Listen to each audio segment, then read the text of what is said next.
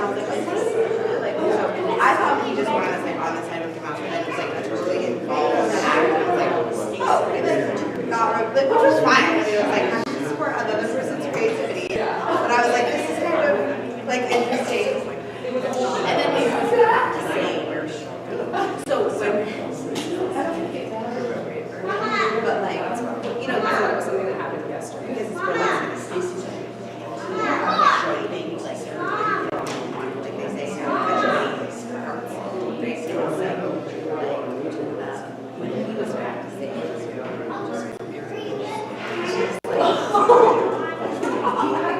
I was like, but they must have like seen because I was like, you're not allowed to do that. Like, I was like, you're not. I was like, I catch it.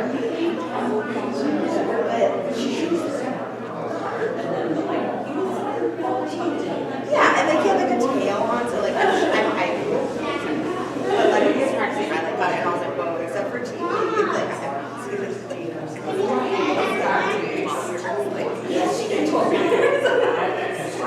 was like, yeah. But it was funny because we just like, I thought he just, because he kept saying in like the chat, like, oh, it's like 4 nights for me. And it was like, and so we got there and we was like, oh, you get it. And I was like, whoever needs, you know. And so, okay. But then it was like this whole like, conversation, like, and I was like, what is happening? Yeah, it was funny. So fun.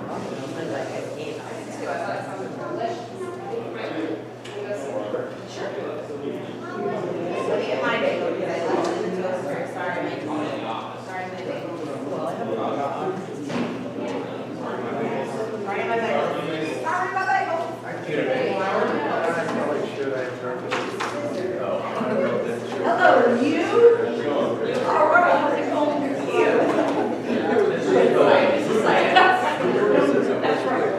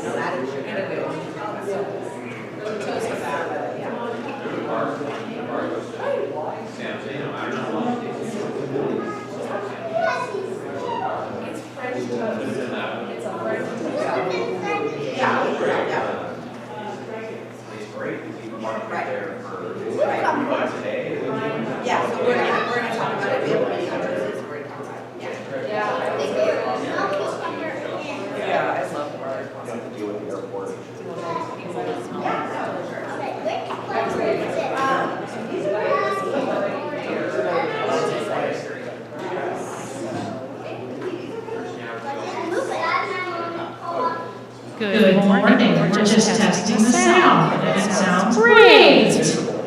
Do you want airline? Oh. Yes. I can hear you. It's good. Okay.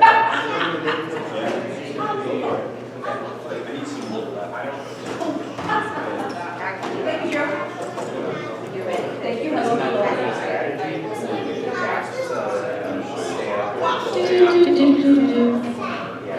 And then be miserable for 5 days. Right, and then what is it really your friend this morning?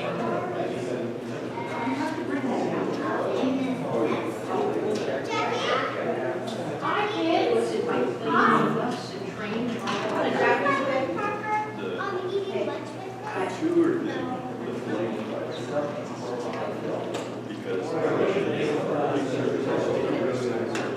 Just the max.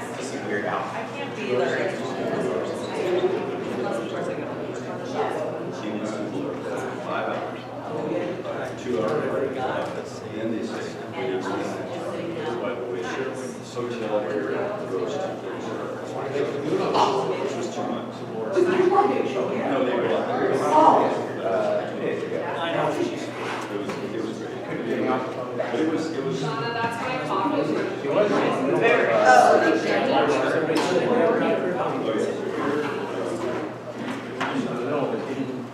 Oh, hey, John. How are you?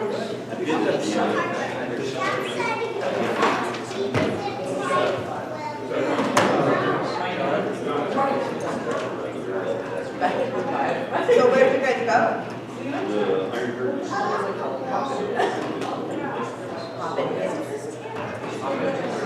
Like a record shop and bar. Yeah.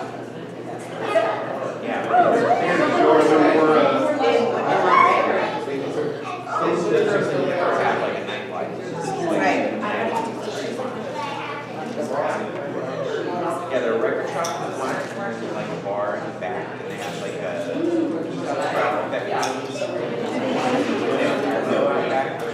it's really fun.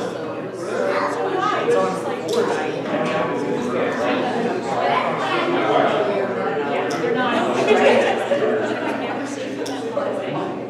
Yeah, we're really. Yeah, I just like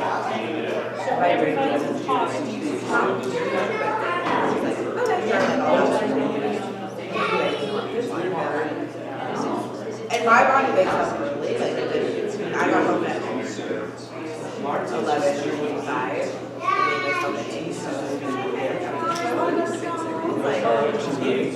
But the line was so long, yeah.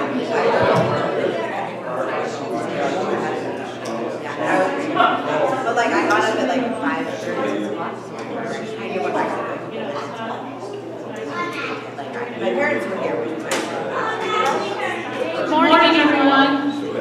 Good morning. Good morning to you. So, before we start the annual meeting, I've invited John Silva from Life with Friends, his colleague Joe Chudy, to come and talk to you about what's going on in our community. So he's just going to talk real quick. This is not on camera, Brian. This is just for our benefit here. I mean, it could be on camera, but It's already on. yeah, okay. So John's going to just talk about what he's doing in the community here in the neighborhood. If everybody can give him your brief attention. Okay, well, first, I'm John Silva, and first of all, thank you for letting Live Oak Friends use this space every first and third Sunday for our meetings, that we've been doing that for quite a while, and it's so comfortable and homey to us, so thanks for that. So I'm coming today because I'm part of a coalition called Protect Salinas Renters, and we've done a lot of work getting, for the last 2 or 3 years, getting rental stabilization and tenant protection ordinances in place at the city level. They went into effect January 1st, 2025. When the new council came in, it was 4 ordinances, when the new council came in, they decided that those tenant protected and rate stabilizing ordinances were not good for the city. So as of June 3rd of this week, all 4 ordinances were canceled. One ordinance was for rent stabilization, to keep it at an annual increase of only 2.75% a year. One was a tenant protection ordinance. One was a just cause eviction ordinance. And the fourth one was a rental registry, just to track housing inventory in the city, which you know is way behind in terms of housing, and it's even further behind in terms of affordable housing. So when the city council votes like that, the California Constitution allows us to do a petition drive for an ordinance, so there can be a ballot measure that we can decide these 4 ordinances by. So that's what our group, Protect Salinas Renters, is involved in right now, is getting 10,000 signatures over the next 30 days so that we can have a ballot measure next June in Salinas. So I'm actively seeking those, with a good team of about 79 others. We're trying to get 10,000 signatures in the next 30 days, and Camp Margaret allowed, I can come here and make a presentation, and potentially, if you're Salinas residents and registered voters, I could get your signature on my petition list. So I'm prepared to do that later on today. After I'm done here, I'm sorry. Salinas city limit? Yes, Salinas city limit. Thank you. So my plan is to speak to this. If there are any questions, I don't want to take too much time. But then I'm going to come back again about 11:30-ish, and I'll be positioned out front with my sign-up sheet, and potentially that could get some signatures to help us along. And I'll be beating feet in the neighborhood otherwise. So thank you for your attention. Okay. Not today. Okay.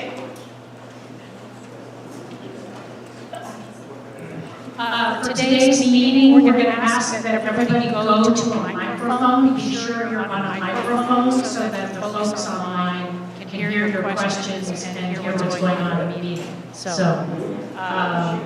without further ado, President Joe Chudy. Thank you, Nancy. It's nice to see all of you here. I'm guessing a few more will be coming. We're going to Jewish Standard Time.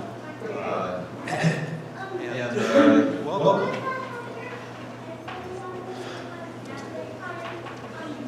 Cantor's leaving just because we're going to give me the invocation. Cantor, want to do the invocation, please?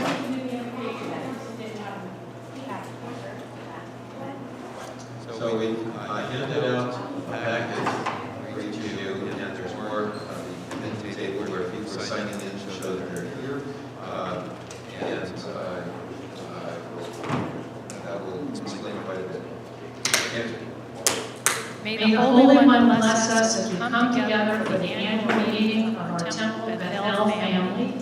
Baruch atah Adonai Eloheinu melech haolam, asher kishana b'mitzvotav tzivanu la'asot b'tzorkei tzibur. Blessed are you, Adonai our God, ruler of the universe, who has sanctified us with your commands and commanded us to occupy ourselves with the needs of the community. Our God and God of our ancestors, your steadfast love supports all generations. May we be filled with gratitude to be together again today. With willingness and determination, we continue the work of this community and the work of those who have led us before. And we ask for God's blessing upon the new leadership of Temple Bethel as we move into the future. And let us say, Amen. Thank you. I spoke to Lynn about the minutes from the last year meeting. Unfortunately, Marty was not able to be here last year, and so I thought somebody else was producing the minutes. She thought she found the minutes in her computer from last year, but I have not seen it, and we don't have it. So we'll go with approval of the minutes from 2024. Your report, please. Yes. So my report is pretty much just just going to be touching on other people's reports, so I don't want to repeat. But I just want to say that this last Shabbat, we had an incredible Shavuot, Shabbat, Yizkor, scavenger hunt, festive Monet service that just was so wonderful, and it really encapsulated for me the direction of our congregation and the new ways that we're working together, and we worked and striven so hard to get our committees functioning, and the ways and means came together. Michelle outdid herself on this event, Shauna and Lindsay organizing things. We had families here with the scavenger hunt kids. We had a Yizkor service for the parents and those in need. And it was just a perfect coming together of a service that addressed so many different needs, and we were able to do it in 1 hour and a half, and then a nice. So it was just a good example of the types of programs that we're moving towards in the future, that our ways and means and our membership committee and our ritual committee coming together to ask for, and we're going in that direction. For example, last Rosh Hashanah we had only the 5:30, 5 o'clock family service on Erev Rosh Hashanah. We're going to do that again because we still do not have a big draw on our evening traditional services, but the Ways and Means and membership committee had asked for more thematic Shabbat programs, and I think that was an example of that last Saturday. Because we do have the Ivy Park, which still continues to draw 12 to 15 families. That's still going really well. But our 7 o'clock Friday night is not well attended. And so we think with guest speakers and some thematic programming, we'll continue to build on that. So I just thought that was a great example last Saturday of what is in store for next year and the direction we're going in. And Melissa Schwartz, our educator, who's unable to be here today, in lieu of a report from her, you can read her article in the June Chronicle, which really she did a beautiful job summarizing what the kids did all last year. And we hope to have her back very much next year. She's an extremely gifted educator. It's always a pleasure to work with her. And I just want to thank all the hardworking parents who have brought their kids and kept this place, kept our future alive. And it's really wonderful. And thank you for our continued membership, our steadfast, loyal old-timers as well. And we hope to build on what we have. So that's basically my report. Does anybody have any questions or comments or? Okay. Thank you, Manager Margaret. Appreciate it. Prepare to meeting works, and hopefully it won't take too long to do it. Keep the microphone close. Thank you, Margaret. Is that working? Yeah. Really close to that. Let me swallow Yes. it. Okay. Dear friends, it has been an interesting year, actually 2 years now that I'm in my second term as president of the Temple Beth. So different than my first experience 10 years ago. Give me a little example of that. I went to a ritual committee meeting 10 years ago asking for support for buying the new boxword that URJ was sponsoring because it was fully transliterated. And the boxword we were using was not. Only the parts of it transliterated. A lot of people in our congregation don't read Hebrew. Many do, but quite a few don't. Instead of the usual 4 or 5 people who show up at the meeting, 20 people showed up, led by a member. And they said, not a chance. That was quite disturbing. And it wasn't the only item. But later, at another meeting, I encouraged our congregation, our board, to try to invest more in bringing in the young families and programming for them. And the comment that I received at that time was, we need to be putting our resources into where people benefit the people that are paying dues, the older members. I said, you're talking about the death of the congregation. If you don't bring them in, young families. We have to look to the future. And so I only served 1 year. I resigned after that first year. And somebody else took up the mantle. And as it turned out, the student rabbi that we had for that next High Holy Days had studied under the new Oxford. And so the board voted to apply. And so that was achieved. And over the years, we have seen a shift to provide services and facilities to meet the needs of all populations in our congregation, younger, middle-aged, and older. And we have seen growth in our membership. And this was really enthused for me. So I appreciate all of the efforts that have occurred. We are growing.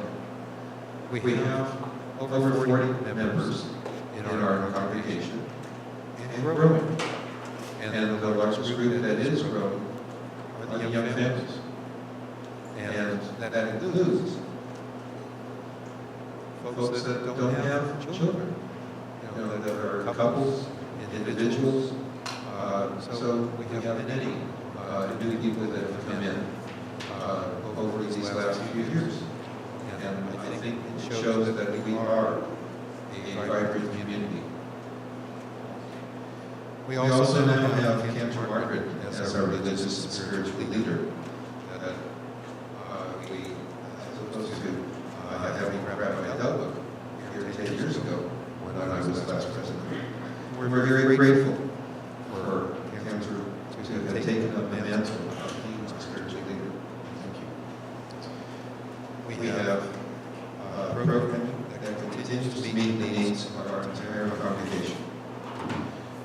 However, we're going to move in a little bit different direction right now because we can't avoid the elephant in the room. We have the aftermath of October 7th, 2023.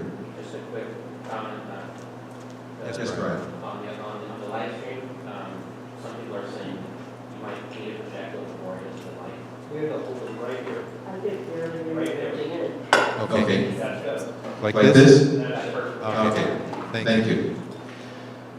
October 7th, 2023, Hamas and several other Palestinian militant groups launched a coordinated armed incursion from the Gaza Strip into the Gaza envelope of southern Israel.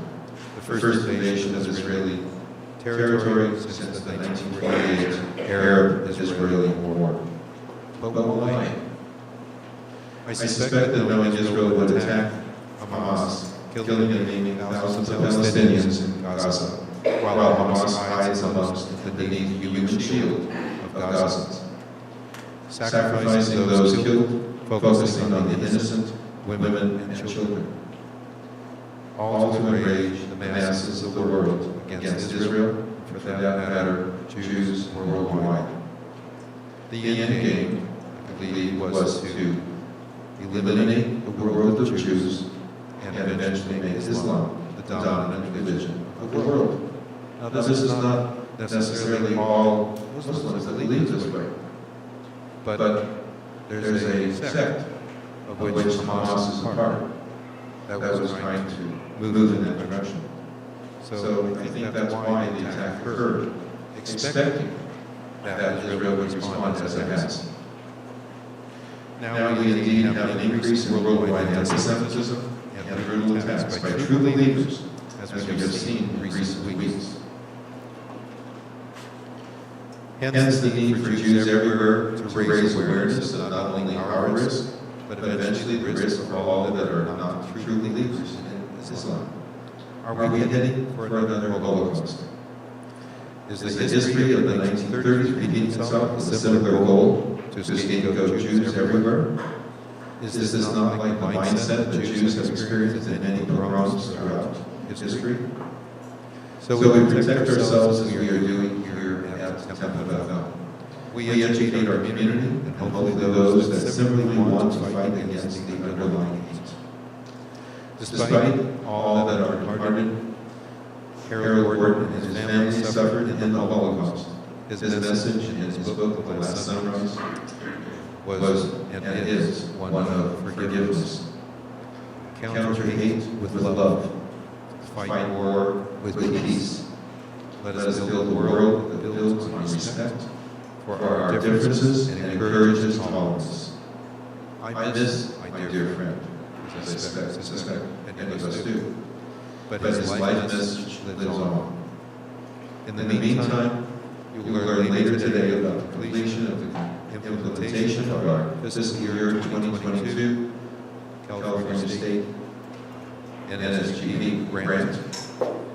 And now we are completing the process to obtain $150,000 in further improvements in the federal fiscal year 2023 grant, which we got preliminary approval. You'll hear what that entails and how the funding will proceed. Education and training programs for our staff, members, renters, and community is part of that. Developing our own member-generated security process with the role of the Men's Club and relationship with the local emergency services, especially the Salinas Police Department, and we have received great support from them. They have increased their patrols whenever we have any activity that I notify them that we need. Here at Temple Beth, we are not only the first Hebrew congregation of Salinas, but also working hard to be, as our name states, a community center. We allow many groups to rent our facilities and are attracting more. The Camarada Singers, AAA, Live Oak Friends, also known as Quakers, the Rose Musical Theater, and recently Enchantress Theater Group, rehearsing for their production of the rock opera, Jesus Christ Superstar. I understand they had a very successful turnout. Future plans to consider renting space for community daycare, which is sorely needed in Salinas. We're not looking to run the daycare ourselves, but rather to see if there's interest in having another entity that would have a license and then be able to rent it out too. We've recently been approached to consider an episodic daycare for children of varied ages throughout the year when school holidays keep them otherwise home and further impacts their families' ability to work. Enriching and expanding our home temple religious school offerings and many others. We are indeed a part of the greater Salinas Valley community. As our mission statement states, in part, we are a small, caring community with a warm heart. And that's what I see when I look here. In your packet, you should also see two reports from our treasurer, Fred Arthur. One is the current state of affairs as of May 30th. The other is the proposed budget for the coming year. Fred, do you have any comments you want to make about this? Not really. The budget is basically based on the last year's results. Oh, I'm sorry. About that. No, I don't have any. It's just the budget is based on the results past year. Without, we don't really have input from committees as to what their needs are. Yeah, as you look at the proposed budget, you'll see that we're about $20,000 over our income. And so we have worked that out for us in terms of our activities and to be realistic about all of this. But we'll move on. I have a question. Yes. $20,000 over, The like for the whole year? Yes. Okay. How does that compare to last year? Fred?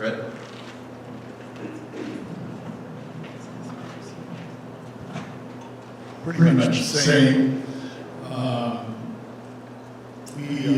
We did have to go to the endowment sum in the last year in order to keep keep up with bills towards the end of the year. And we were particularly cash poor at that time because we had put out money on improvements, security improvements, and hadn't received the repayment from government at that point. So. That's easy. Does that cover, Mike, for your question? I think I can talk loud enough. Does that include the $10,000 donation from the Goldstein Family Foundation? That's not showing here yet. Okay, I have a question. so it'll be less of a difference. How many families do we have? Any families do we have? Or is there one? I don't really have that information. Well, we have over 40 families, or 40 adults and family units that are being used. 40. I don't have the exact number. Okay. Somewhere around 40, 45. Okay. And that doesn't count the children. Other city families? Family units, it could be individual, it could be a couple, it could be family with children. Any other questions about the finances? Yes, Nancy. Is this the appropriate time for a motion? Is this appropriate time for a motion to raise? That will be coming up later in the agenda.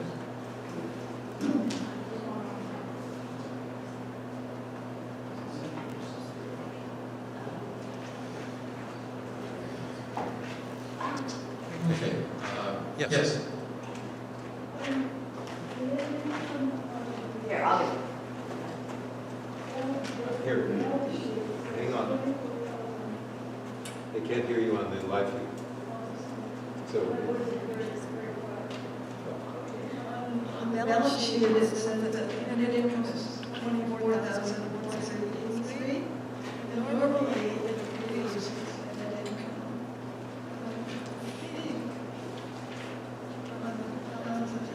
I was wondering why it's not different very much. There's a difference between the total is expense versus income difference again. And the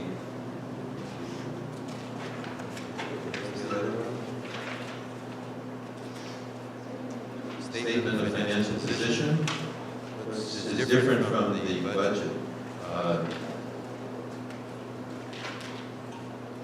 It's a little bit different, yes.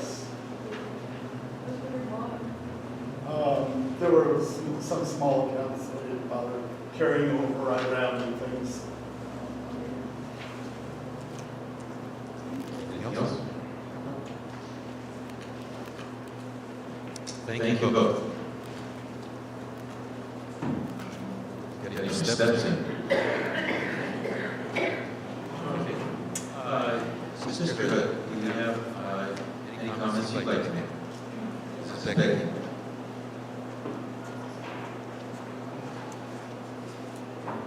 Sorry. Good morning.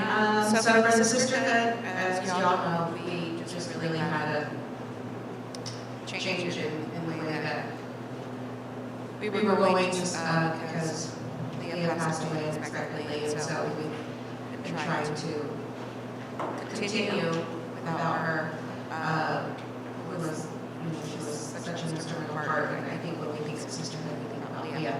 And so, going forward, trying to just be able to keep sisterhood going in the same direction that she was, which she was really dedicated to helping fund education for Jewish education for children here at Temple. Philanthropy was really big for her, so donating to causes who were related to Israel, to the Jewish people, so we want to continue doing that. So in the last couple of months, we've been unable to just gather things together to send out our membership letter. So we will actually be having a dollar service in memory and honor of Leah in July. And then we'll be collecting dues then for people who want to, but this event's going to be open for everybody. And it'll be a light supper and a dollar service on Saturday, July 28th, I believe. Can't remember the date. I'll top of my head, but that's what we. 19th. 19th. July 19th. It was misprinted in the Chronicle, it's the 19th, not the 18th. Saturday night, July 19th, 6:30 p.m. 6:30 p.m. here, July 19th, and so like supper will be provided. And anybody who is welcome, there's no fee, but if you want to donate to Sisterhood, we would appreciate it. If you want to continue being a member of Sisterhood, we would appreciate your dues, just so that we can continue doing the work that a lot of those who came before us started. We also will be hosting a pet-friendly event in September.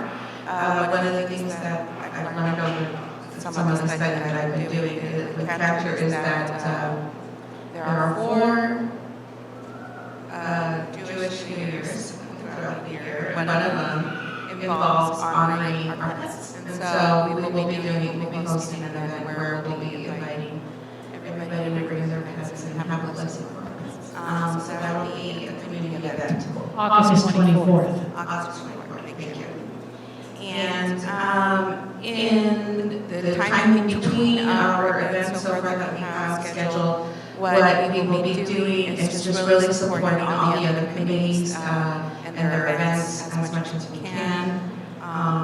We will continue, Sisterhood will continue to fund the replenishing of things needed in the kitchen. That is one of the things that we continue to do. And other things that we can afford to help in our greater community here is what our intent is. Camper ships. And camper ships, exactly, which is, my son's been a recipient of, and so we're very grateful for that. And like I said, this goes to a big thing that Leah was in support of, which is the continuation of Jewish education for our children. Can you tell us more about the camper ships? What is that? Yes. So traditionally, there's a lot of older traditions of Jewish summer camps in our area. Newman, Camp Newman being one of them, Camp Wanga being another. And so they're very expensive. And so our temple sisterhood will sponsor, depending on how many applicants there are per year, up to $1,500. So that is a grant that we provide for our youth. So that's all. I think that's good. Thank you, Becky. Are there any other questions for Becky? Regards to Sisterhood? That's joyous noise. Joyous noise for our children. Dinosaurs. No. Howard is the head of our men's club, and Howard, you have some comments? Yeah, we're doing good. We'd like to see a little more participation from especially the men in the congregation. We put on some events, and it's usually the same few guys that are doing everything. So it'd be nice to get more guys, to get those. Often what I've found is wives are the head of the social calendar. If you could get your husbands to come out to the men's club meeting, it would be great. As I understand, men and women can be mensch. So, thank you. We've been leading on the men's club to provide a variety of supports, including some of the labor that's required to help the House Committee to rehear some things about, doing some gardening. So thank you for all that. But also helping with security, that awareness has been increased, and functioning as greeters at our larger events. So thank you, Howard, and the rest of the bench. Now, the committee reports you should have in your packet. If you have any questions about any of those reports for the folks that are here, that are chairs of the committee, we'll try to answer anything that you might have. Is there anybody that has any questions in that regard?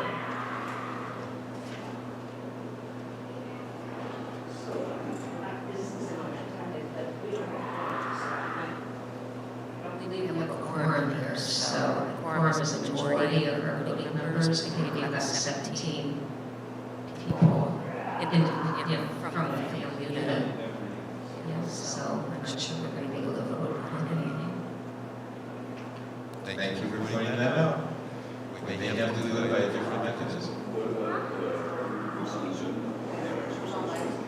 Who's on the Zoom? They cannot vote from Zoom or from the internet. Brian, do you know how many people are watching remotely? We have 3 people watching. But we don't do that. I know one is Mary Ann, I don't know the other. So those would be 20.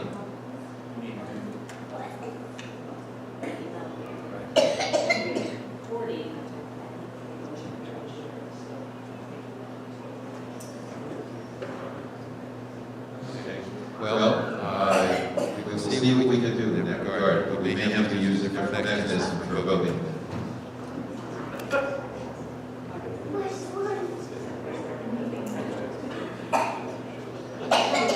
Well, one of the things I do want to do in preparation for a vote is to thank Nancy Petita and Marvin for your service for years on the board and many capacities. Nancy coming off being the past president, and Marvin, you've been on the board for quite a few years, so thank you for both of you for your service.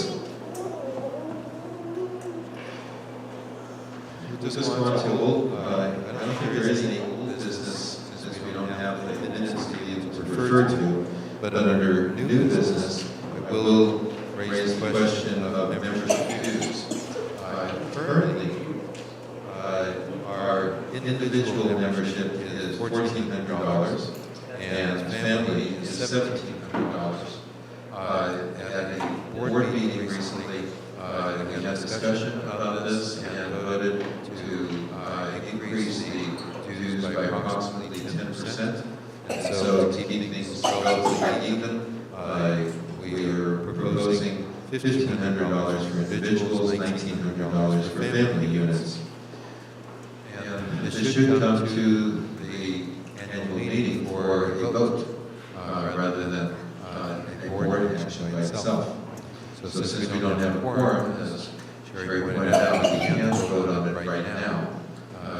We may need to look at a different mechanism to do this in the near future.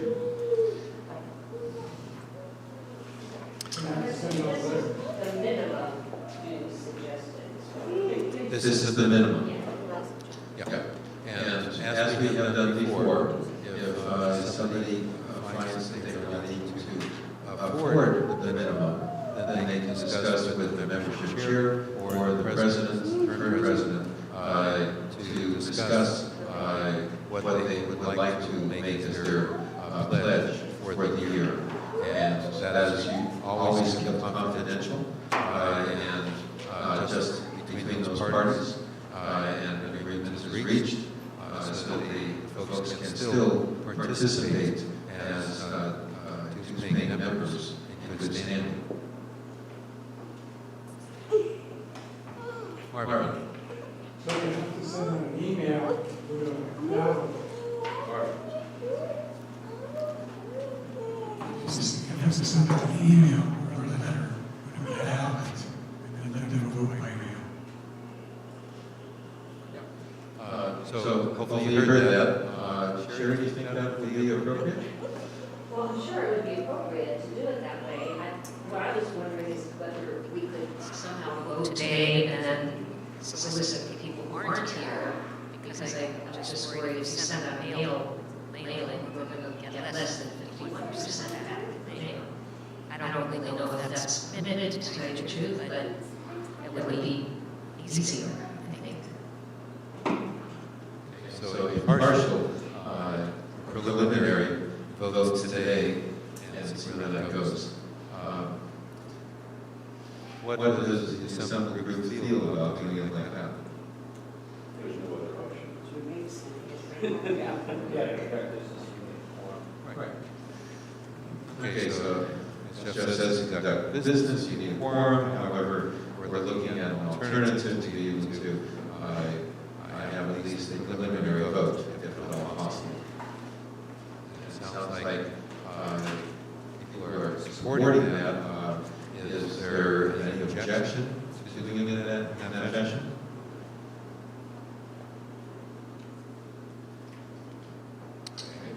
Yeah, it's interesting. Last year we had 22 people that were voting members that were present. So we're pretty similar this time. And 22 was apparently a bare minimum for the majority at that time.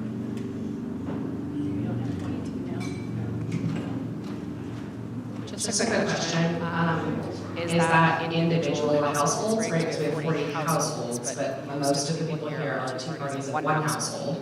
That's the problem. Right, I mean, that's where I'm getting at, but I think that this is something we're going to continue to come up against, and probably something we should consider for future meetings, because we have a lot of members who don't come to the annual meeting, are not able to, or can't participate. So I think we should probably consider a mechanism for this in future years, because I don't know that half a vote here, half of what I will continue to work into the future. I don't have a suggestion, but that's just a thought that maybe we should consider. We change the bylaws, they will, How close are we to the quorum today? 3, 4. Because I know. We have 22 people right now. Jacqueline said she was going to come today. Brian says we have 22 people today. And there's 3 online. Right, but I think we have 17 if you don't count 2 people from the same family, I think. But isn't it, Can I ask the question? isn't it based on individual?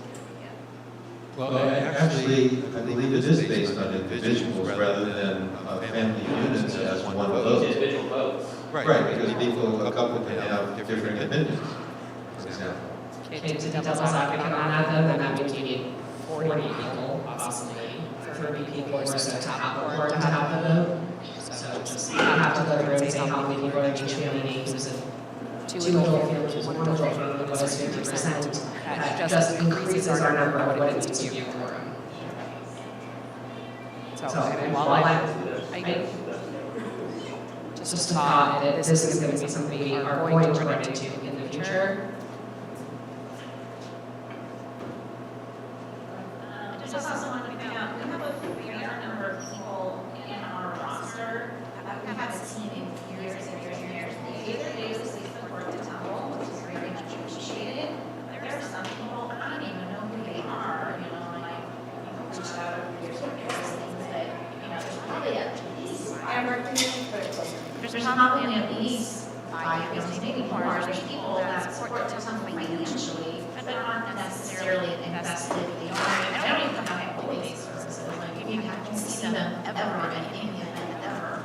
So where do they fit into this, right? They're technically on the roster as a member, but they're not necessarily invested in our activities and I don't know if they can count us as a voting member. I don't know the answer, I just want to point that out.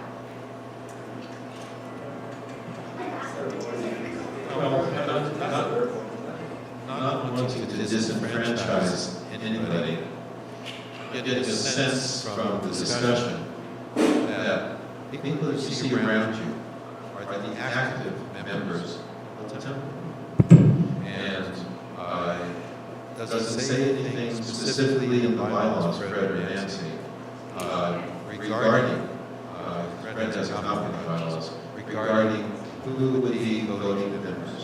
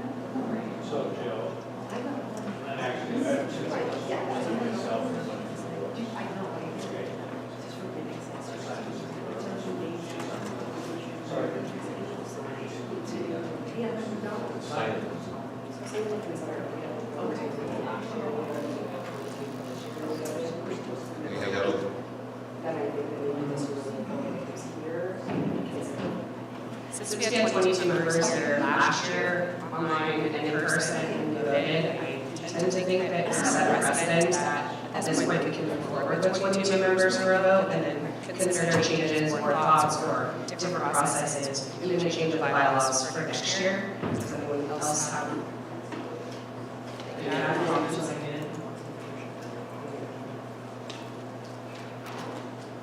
Thank you, Lindsay. Howard? Can the board implement something like Lindsay suggested? I believe that dues increases are voted on at the annual meeting. Just the voting mechanism, yes. Again, they can suggest it to a bylaws change, but it needs to be codified in bylaws. We have a bylaw.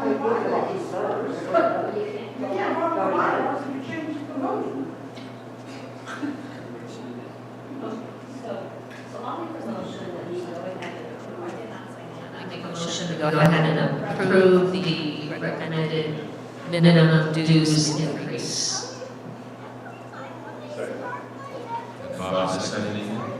Any further discussion on the issue? Sorry, can you repeat the motion?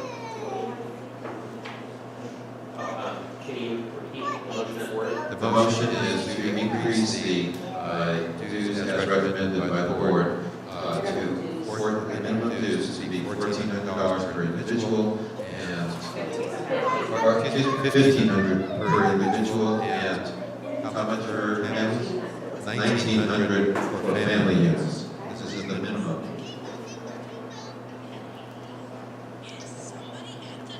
Any further discussion on the issue?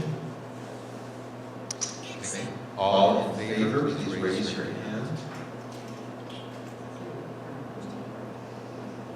All opposed?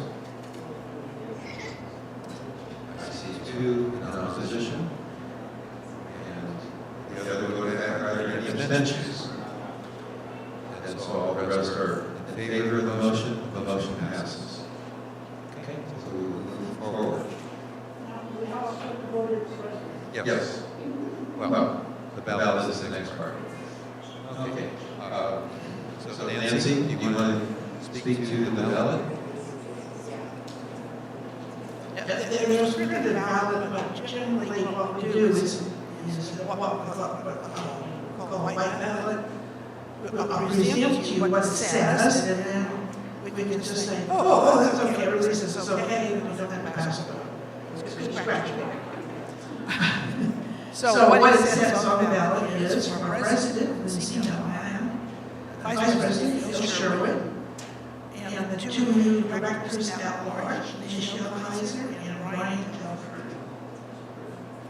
The other people who are on the board are available here to serve for me. Thank you, Nancy. Does anybody have any questions about the proposed ballot and sitting on the table? We have the ballot, but if we, I think we could agree with everybody, you don't have to do a written ballot. We can propose this. She's proposing this as a white ballot, which would mean that we would vote just as a majority to say that it's in favor. If we don't have, or if we have objection, then we can pass out written ballots.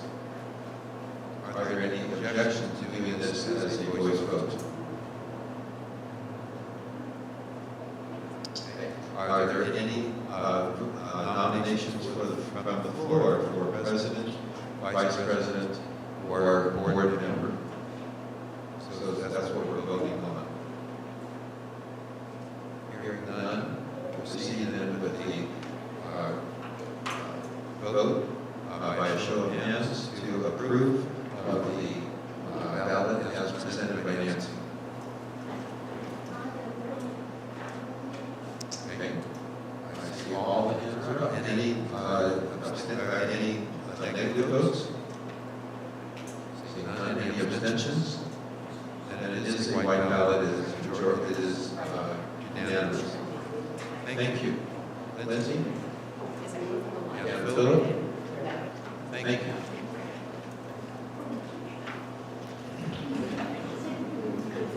And Michelle, welcome to the board. Thank you.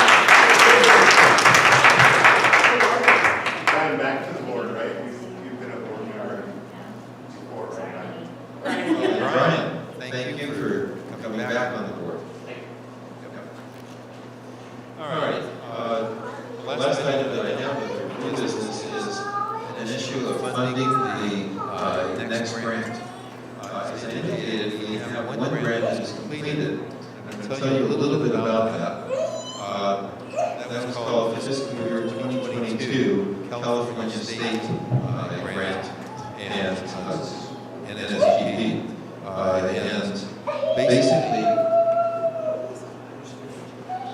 And basically, that looked at 5 vulnerabilities, and we have satisfied all 5 of them. It was a $200,000 grant. Keep that in mind when I tell you how much we actually ended up spending on this and how we financed it. It included an electronic security system installed by First Alarm. We had 2 other bids as well on other systems that use window sensors, door sensors, and motion detectors the usual way. And instead, somebody's at the door, so the answers let them in. And the second vulnerability was to have an electronic access control system, and both of these can be operated remotely.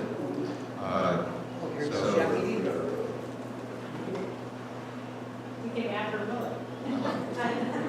And so that was also installed by First Alarm, but also with the assistance of American Lock and Safe. So we have key fobs instead of using actual keys for all 6 external doors, as well as for the office and for the campus study. And we have the program as to which fob will operate for which of those various locks. And so we can just give the key fob now to a renter, for example, just have access to the outdoor locks, but not to the office, and not to the campus study.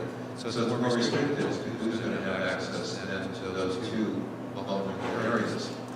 And we also have deadbolts placed on all of the doors from the library through room 8, classroom 8, including the janitorial closet that we have between classrooms 3 and 4. And I have to give a great shout out and thank you to whoever cleaned up the janitorial closet room.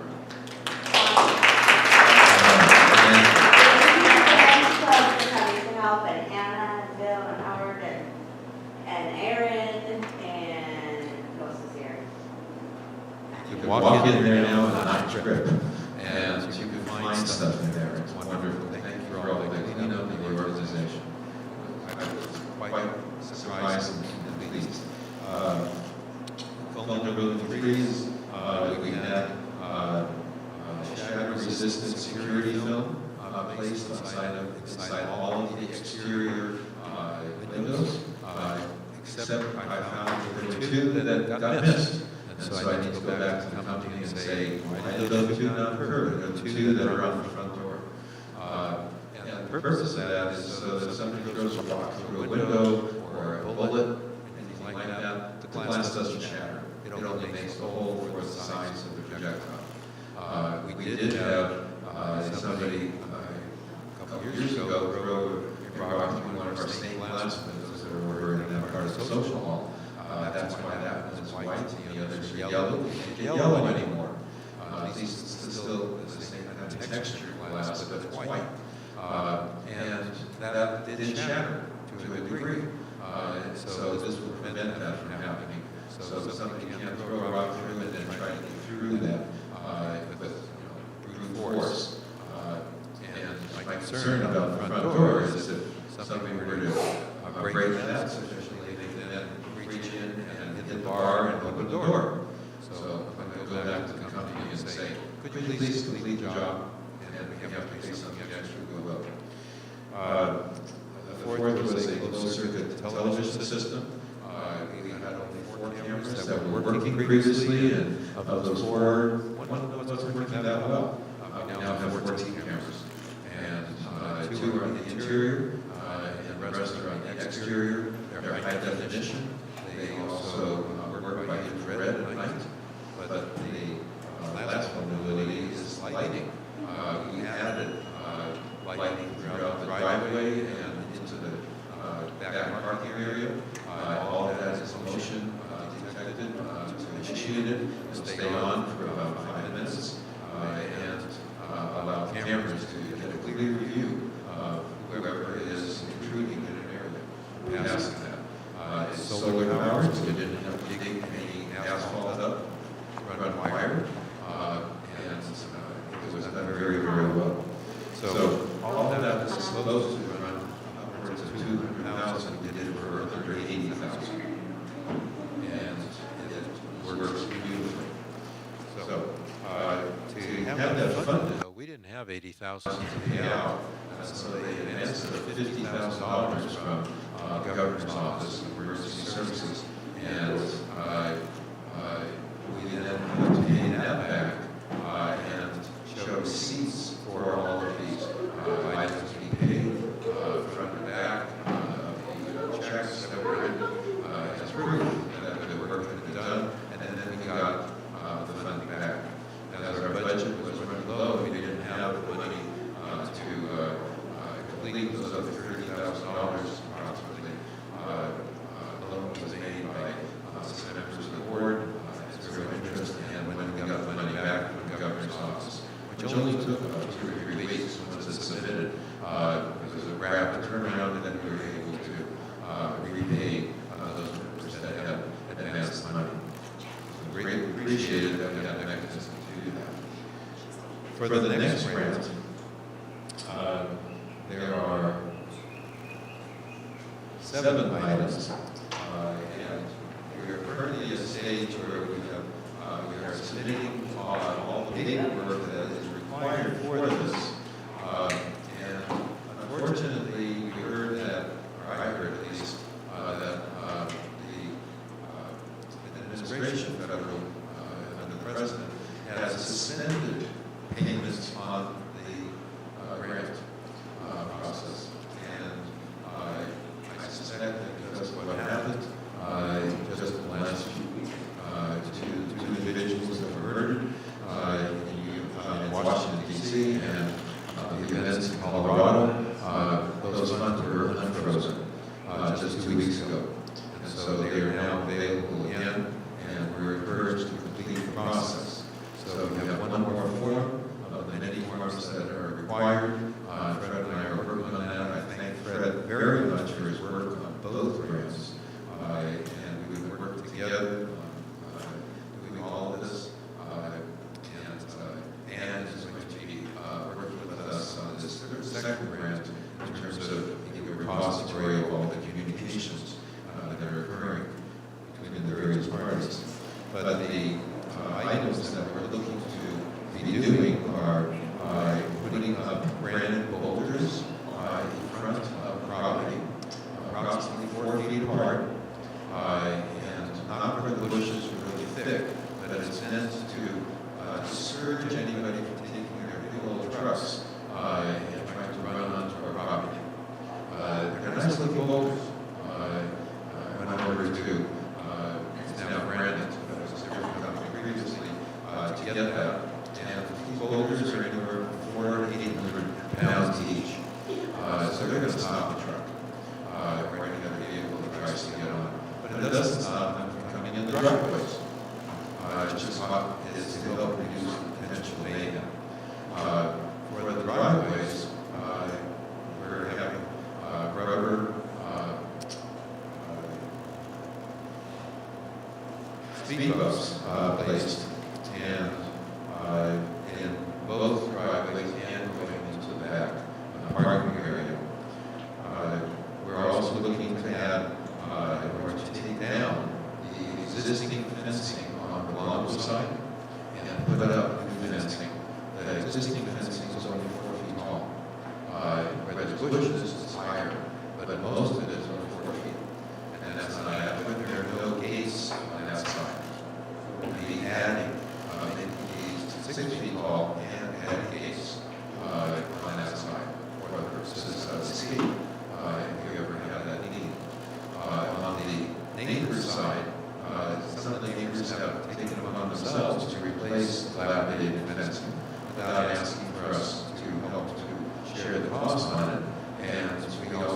two of the neighbors that have gates that have been previously installed, and then they're being used by the neighbors to have a way to just flow through our property to get to wherever they want to go.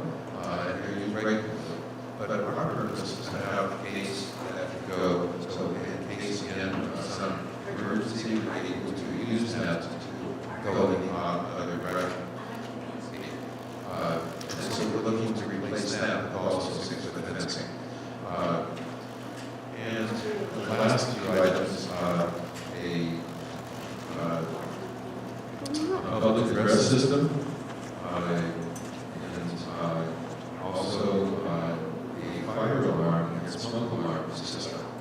Turns out that's rather expensive.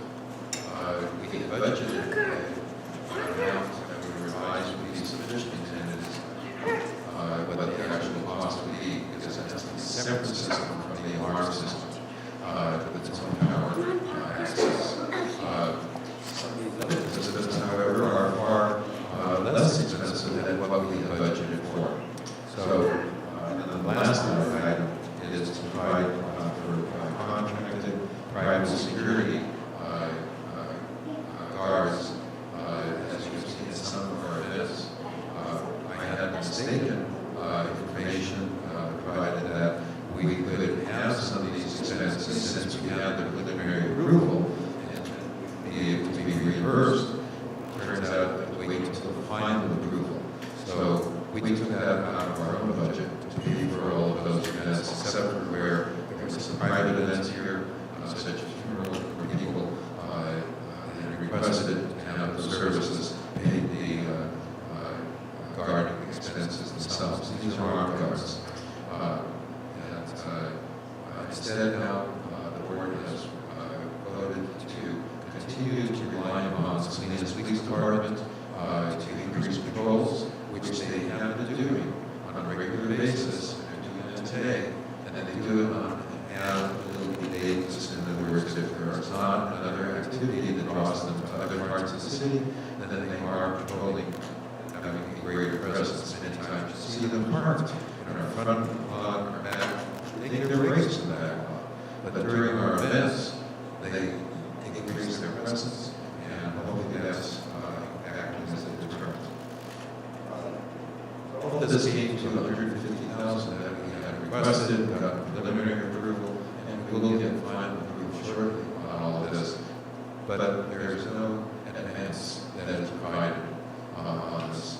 So there are two mechanisms that I recommend that we consider, and have you discuss this and see what we can do.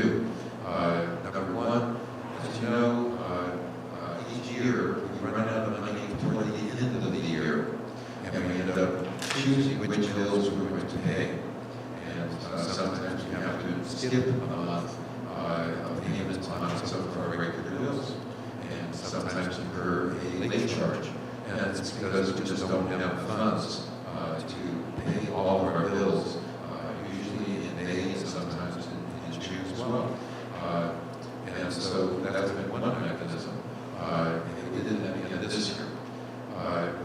The other is, and then when monies come in for dues, they predominantly come in June, July, August, and then we're flush with the money.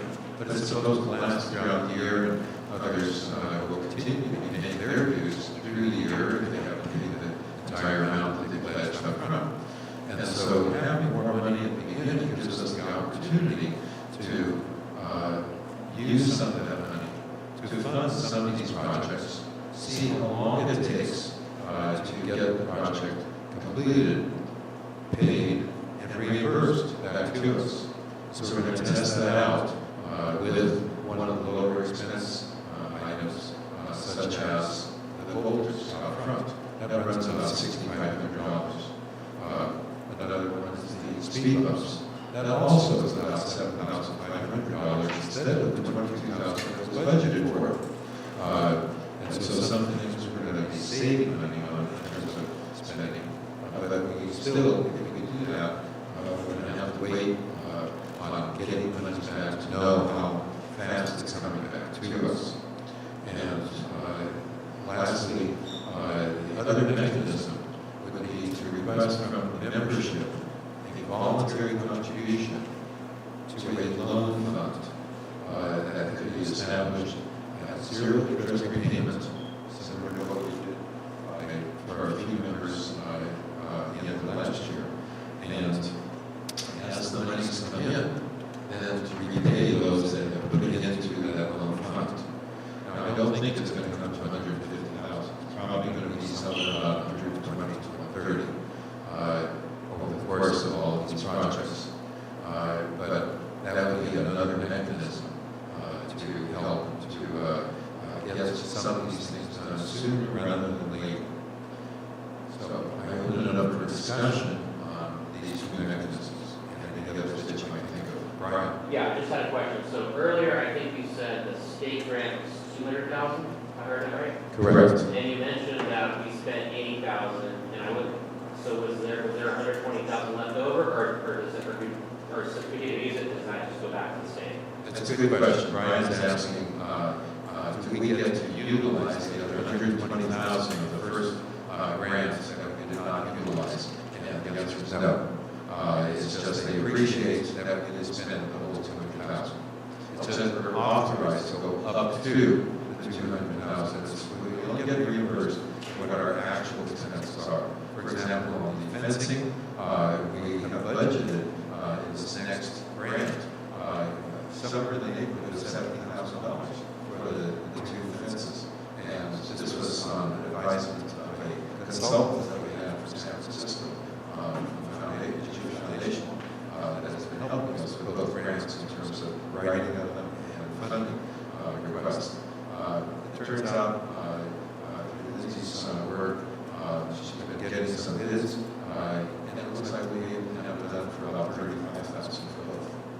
So does that 120,000 just go back into the state grant pool, like if we have another project, can we re-pull that grant money? Again, the funding for the state grant that we already passed originally came from an authorization from the Department of Homeland Security.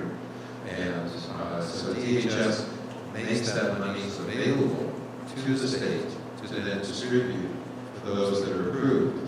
And any that is not spent is simply not paid to the state. So it stays with the federal government as part of their budgetary process. And is the grant expired, like we can't reapply? Correct. We cannot reapply for those monies, and we can't add anything to this next grant either. We can shift monies within the grant so that we see something is more expensive and other things are less expensive from bids that we get, then we can ask for adjustments within that 150,000. Okay, thank you for clarifying. Any other questions about this? How do you feel about the mechanisms that I proposed in terms of how to fund this next portion? And it won't happen until we can complete the forms that Fred and I have been working on. We have only one form left to go, but it's complex. It has to do with getting FEMA to review the property changes that we're making to make sure that we're not digging into any graveyards, anything of historical perspective. And so that takes about 2 weeks. If there's nothing that could disturb the ground, it can take a couple of months. If there's anything that does disturb, well, we're going to be replacing fencing, we're going to be putting in some boulders that could disturb the ground. So it'll take probably a couple of months to get the review and approval of that. And that's assuming that they are working with the same speed that they used to work. That may not be the case. We do need to finish this grant process by December 31st, 2026. Okay, so we have that long to get everything in and then request for reimbursement before then. And my hope is that we can have all of this completed in just the next few months. But our own funding of it is a key part of that. We official bids on the projects until we get the final approval, which should be coming in, say, within the next couple of months. Any other questions? Bit of a complex process, but necessary, and glad the funds are available again. We will be completing this. Keisha Lyons is the contact we have in the Office of Emergency Services, with the Governor's Office. She's been wonderful in terms of reaching out and seeing where we're at with our process. She doesn't want us to forget that she's there, and she doesn't want to forget that we're here. So it's been a very supportive process. So I think that unless folks can do the donation to a fund, just by letting us know that you wish to do that, I'll send that out further to the membership at large by email. It doesn't really require a vote. It's just people willing to do that, so that when we're able to start implementing these projects, that we can move forward quicker, and as the monies come back, then we can repay those zero interest loans, as we did with the last one, for the 3 individuals that made the contribution. Otherwise, just to let you know, we're going to have to do this a bit slower by just working with the dues that are coming in and using that to fund the projects that we will wait to get refunded money from one project before moving on to the next project. Brian? Yeah, so I don't know the legalities around nonprofit and crowdfunding, but it's possible to set up crowdfunding thing on our homepage so that, masses could eventually donate. If this is a non-starter, please let me know, but it just popped in my head. Yes. Well, I've been trying for years, but I'd really like to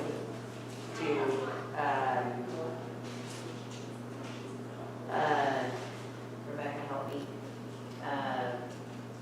Peggy?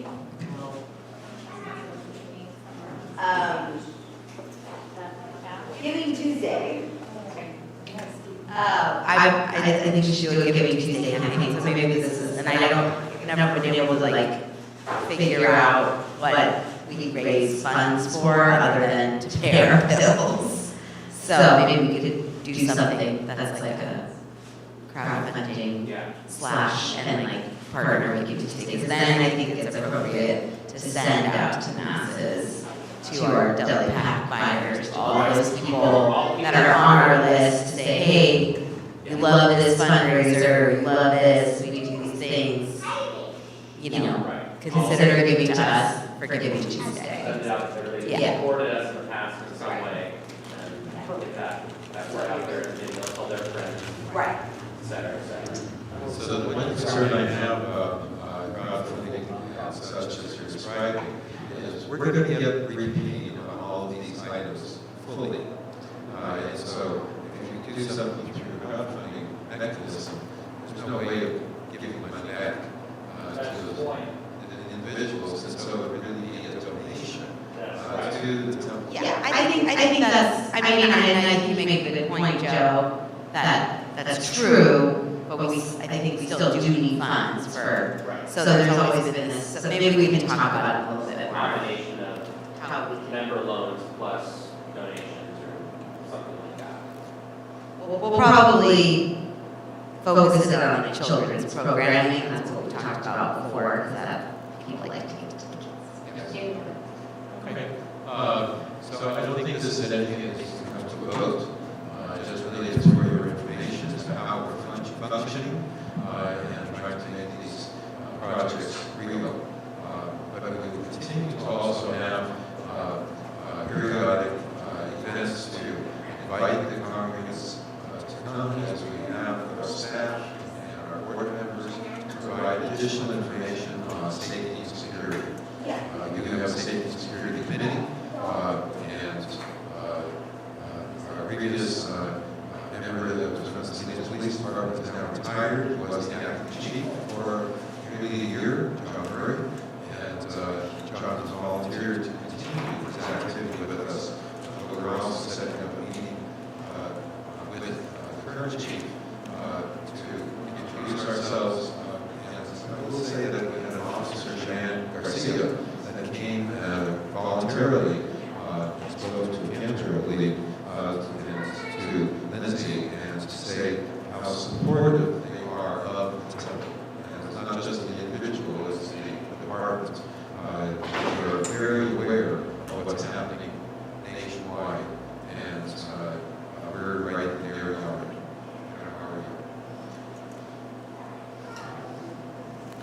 Thank you, Joe and Fred, for all your work on the grants.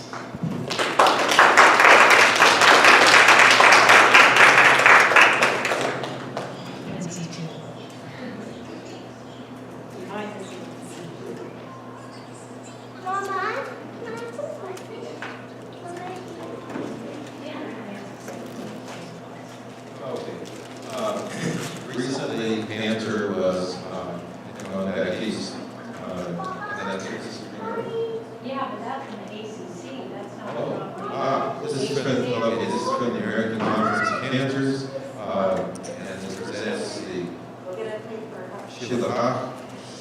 Shelia Sabur Award to Cancer Margaret Bruner in recognition of 25 years of devoted service to Judaism and cancer. Signed by Painter Seth Warner, President, June 9th, 2025.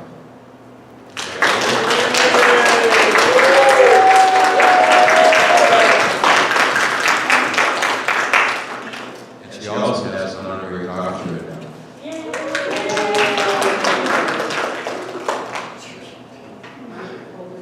Is there any? No, hold that part.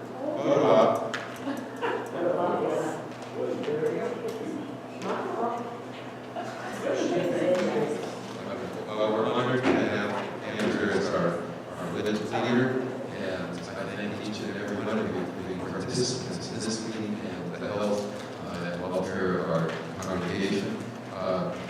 Is there any other new business that anybody has to present? You have another one.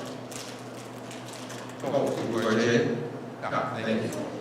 All right, so one of the things that I got from an email, Dan pointed out to me, was Union Reform Judaism, URJ, which we paid dues for. And we're getting behind in our pledge of actually what they had required for us to be paying. And so I conversed with the person in charge of this and said, we can't afford just looking at our finances. And so they wiped off the rest that was still due, which was over $1,000. And I said, can we hold to the amount that we paid this last year for this next year, which is over $3,000 a year. It was under $4,000. And they said, yes, they would do that. So one of the things that the board is considering, just to let you know, is whether we want to continue our membership with the URJ. Because we have to ask ourselves, what is the benefit to this congregation in that regard? When I was president 10 years ago, we did utilize them in a number of ways to get their consultation. I had a rabbi that I worked with was up in Seattle in terms of how do small congregations survive.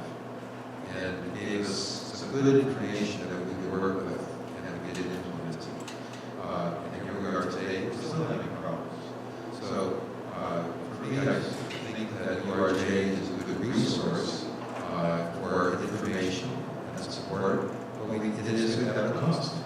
And so we have to ask ourselves, is it worth what we're paying for that?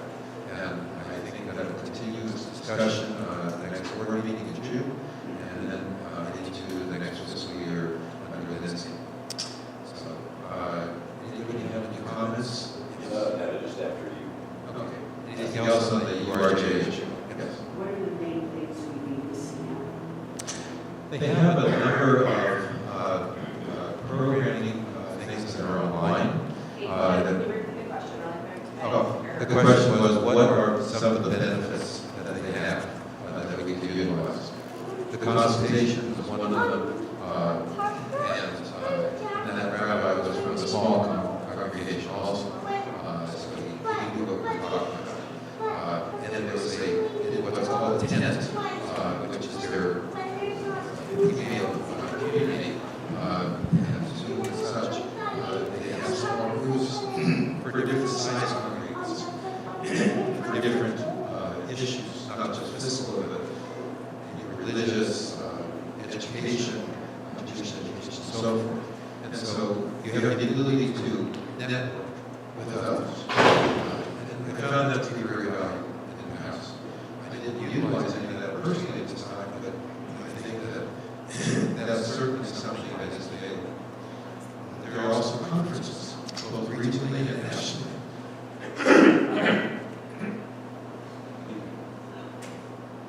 And so there are people that have gone to those conferences. Nancy went to one herself years ago that she funded herself. It wasn't but asking from the congregation here to pay for her way. And generally, these are either paid by people on their individual basis or from their congregations. Obviously, larger congregations are able to send their people and reimburse the expenses. Mark. So since you got them to write off what we owe them, You hold it. since you got them to write off what you owe them, or what we owe them, maybe you can ask them to say, can we just maintain our membership for $1,000 a year? Because we cannot afford the $3,000 or $4,000. And see what they say. Well, that's something that, again, the board should be discussing as they're looking at what are the benefits and burdens. So the cost is a burden, and the benefit is some things that Leslie was addressing. Yes. Yes, well, I just wonder, with the rise of anti-Semitism, shouldn't we be supporting a platform that gives maybe some lobbying and publicity to the cause? And that's, they can do more than we can as a small congregation. We support them. The voice of Reform Judaism. Yeah. And it's very clear what the voice of Reform Judaism believes in. I printed it in my article so you can read it from June, the head of the union, where he stands, the head of URJ. Yeah. So Rabbi Jacob has been very local. That's who you're speaking of? Yeah. Yeah, he's been very local, looking at the larger costs and what we can do to support it. There are many organizations, but this has been really the main national organization for Reformed Judaism. Joe? Yeah, the other thing that they provide is support for clergy placement and an entire program that's involved when there's a vacancy, for example, or an anticipated vacancy, and it's an entire program that they have. We utilized that before in the past. So in other words, there is value to being part of this organization. Yes. So I know you're going to discuss this at the board meeting, but as a thought, could it be incorporated into our dues, such as if everybody paid an extra $25 or whatever it would take, that could be a suggestion. Okay, so we're looking at some additional voluntary funding for activities like this, and more specifically for URJ, to go toward the dues. Certainly a good concept. Yes, Just to give a perspective, say we have approximately 43 families, that's about $82 per family to cover the $3,500 cost. So I think if we lowered our amount, I think that's a reasonable thought. But I don't know if everyone would be able to do an extra $80. So I like that though. but it could be a suggested amount. Yeah. Any further discussion or thoughts on this? Okay. Do I hear a motion for adjournment? Oh, pardon? Yeah, just need to say something. Oh, that's sorry. Okay. Give him the mic. Oh, okay. Please. Okay. Please hold it up to your mouth. Hello, can you hear me okay over there? Now we can. Okay, just want to talk to you just for a moment about the endowments. We have three different funds, as you can see. One is the Temple of Bethel, which is overall, Rosa Fund, which is generosity of Jeff Siegel's family, and the Testament Fund, we know there.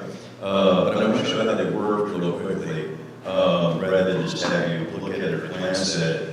We had a cash flow crunch this year at the end of the year, the beginning of the year, and so we did a 4% withdrawal distribution, which was $6,600, which you can see at the bottom left-hand side of the page, and that got us through the hump during that time period. That was really, really important at that moment. So anyway, so we right now have $159,000 in the account as of March 31st, which is last quarter, that's been reported. So we've been doing pretty well considering what's going on with the economy and so forth. But I'm in talks with a couple of families about creating their own endowments or donating to existing endowment. But I want to let you know, if you'd like to talk with me about it, there's no commitment or anything, you just want to get an idea of how it works, what might work for you down the road. There's no commitment whatsoever if you talk with me. But a lot of times these endowment donations take weeks, sometimes months, and even years for families to actually write a check or give it or decide not to. So I'm saying if anybody here is interested in at least talking about it down the road in the future, if they're thinking about it without any commitment, just contact me and I'll be happy to talk with you about it. You can see how important it is just in that $6,600. We were in a definite crunch at the time period, and that's what saved it at that particular moment. Okay, so anyways, I just want to let you know it's there, it's alive, it works, and it's a lasting legacy for you and your family. Okay, and when I worked very closely with the Community Foundation of Monroe County, and the sad truth, and I don't like bringing this up, the sad truth is the way endowments generally are built is when there's a generational transfer of money. That means someone's got to die, and they got to have it in their will or their trust, and it goes to that portion, whatever they want, goes to the endowment, and it's actually a stewardship fund, endowment stewardship fund. So rather than asking for donations along the way, that's really how they're built overall. So anyway, so if you're at all thinking about this down the road, a lot of people do give to different organizations and stuff with their trusts and wills and so forth. If you want Temple Bethel to be part of that, or would like to just consider that, just talk to me. Like I said, there's no commitment. I speak to a lot of people about this fairly often. And so it's just an education to start out. How does it work? What does it work? You know, what's my family's resources, how much, and it can be a small amount or a large amount. It doesn't matter. It's just if you'd like to chat, let me know. Okay? That's it. Thank you. One other item that I neglected to have on the agenda, and that is our committee structure. We established and clarified our committees and asked for chairs of each, and there's a list of those committees and the chairs that are in your materials that you have in the packet. I've distributed just a couple of these sign-up sheets. If anyone is interested, it doesn't mean you're committed to doing so, but if you're interested in being a member of the Ways and Means, Ritual Committee, Landscape, which we really need help with, then please put down your information here and collect these again. Just return the 3 sheets to me, so I'm willing to put 3 of them out and consider being part of the committees. And it's a way to be actively involved in what's going on behind the scenes. So thank you for your time and attention. John? I just have one last addition. I got a question about our profit for Deli Pack. I forgot to put it on the report. So we made over a little over $28,000 in profit for the Deli Pack. More than a little bit of hard work. So thank you for your leadership. You have a very active committee, and we're always looking for more people to be involved. One thing I'll put out, we thank Mark and Amy for being on board. We need to say, go! Keep on all over.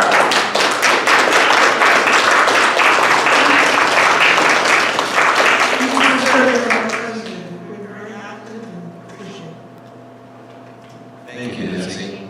So you're a hard act to follow, but I'm trying. But I look forward to being past president. Yeah, exactly. So I'll be the immediate past president. I'll still on board for 2 more years, and then I just went on being a very active. Did you work for the new president? Pardon? Did you work for the incoming president? She's already. Let's hear it. Hi, Lindsay. Hi, Kendra. I haven't thought about words, but I suppose I'm excited. I'm looking forward to it. have some new faces coming onto the board, some who are returning to the board, some who come off board. Thank you so much for your time on the board. I think Phil and I are looking forward to having some new faces, some new voices, and moving the temple in the same direction. We've been doing well, we're growing.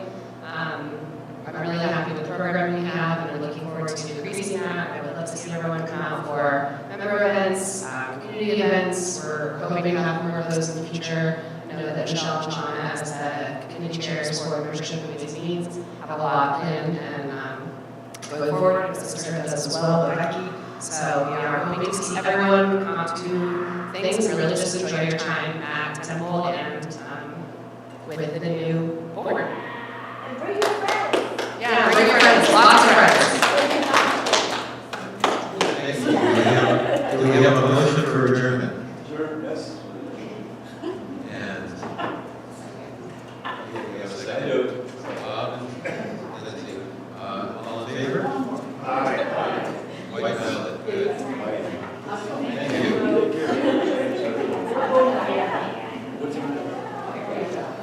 I meant to do it and I just forgot.